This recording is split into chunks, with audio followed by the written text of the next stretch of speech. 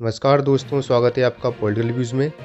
आज के दिन हर जगह त्रिपुरा विधानसभा चुनाव ही चर्चा का विषय बना हुआ है।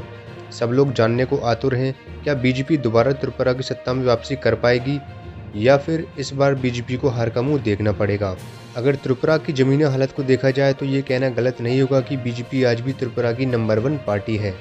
लेकिन उससे भी बड़ा सवाल है, क्या बीजेपी 2018 की तरह इस चुनाव में भी अपने दम पर बहुमत का आंकड़ा पार कर सकेगी। इस विधानसभा चुनाव में बीजेपी के सामने दो सबसे बड़ी समस्याएं हैं जो कि 2018 में नहीं थीं। पहली है सीपीएम कांग्रेस का गठबंधन और दूसरी समस्या है टिपरा मोठा। हालांकि इस वीडियो में हम सिर्फ सीपीएम कांग्रेस गठबंधन का विश्लेषण करेंगे।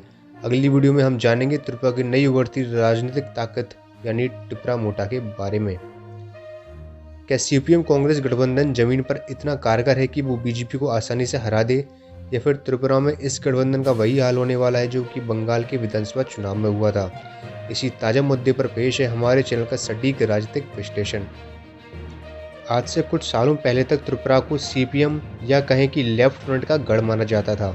1993 से लेकर 2018 लगातार 25 वर्षों तक लेफ्ट फ्रंट की ही त्रिपुरा में सरकार थी और इन 25 सालों तक मुख्य विपक्षी पार्टी थी कांग्रेस। लेकिन 2018 के विधानसभा चुनाव में सीपीएम को हराने के लिए कांग्रेस का ज़्यादातर वोटर बीजेपी की तरफ शिफ्ट हो गया और इस तरह त्रिपुरा में पहली बार बीजेपी की सरकार बनी। पर अब इतने वर्षों के राजनीतिक दुश्मनी को भुलाकर बंगाल की तरह त्रिपुरा में भी सीपीएम और कांग्रेस ने ये सोच के गठबंधन कर लिया कि अगर दोनों पार्टियां साथ मिल जाएं तो वो बीजेपी को हरा सकती हैं। परंतु ये जरूरी नहीं कि दो पार्टियों गठबंधन कर लेने से पार्टी के वर्कर भी साथ मिलकर काम करेंगे। ऐसा हम उत्तर प्रदेश में पहले से भी देख चुके हैं, जब सपा और बसपा के गठबंधन के बावजूद बीजेपी ने 2019 लोकसभा चुनाव में एक तरफा जीत दर्ज की थी।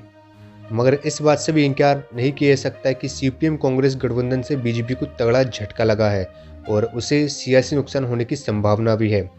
सबसे पहले तो बीजेपी को उन सीटों पर नुकसान होगा जहां मुस्लिम वोटर अच्छी संख्या में हैं, क्योंकि उन सीटों पर मुस्लिम वोटों का बंटवारा नहीं होगा।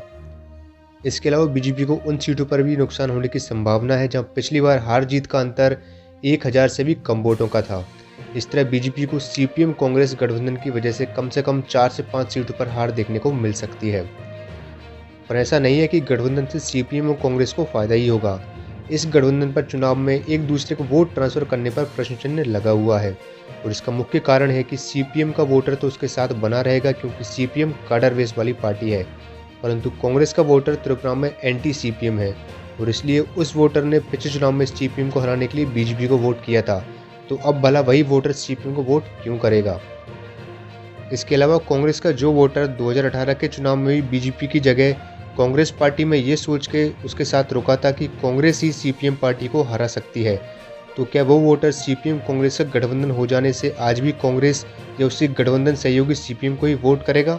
ये सब कुछ ऐसे सवाल है जिनका उत्तर तो हमें त्रिपुरा चुनाव के नतीजों से ही पता चलेगा, मगर इतना जरूर पक्का है कि इस गठबंधन का चुनाव में उतना फर्क नहीं पड़ने वाला है जितनी इससे उम्मीद की जा रही है। धन्यवाद।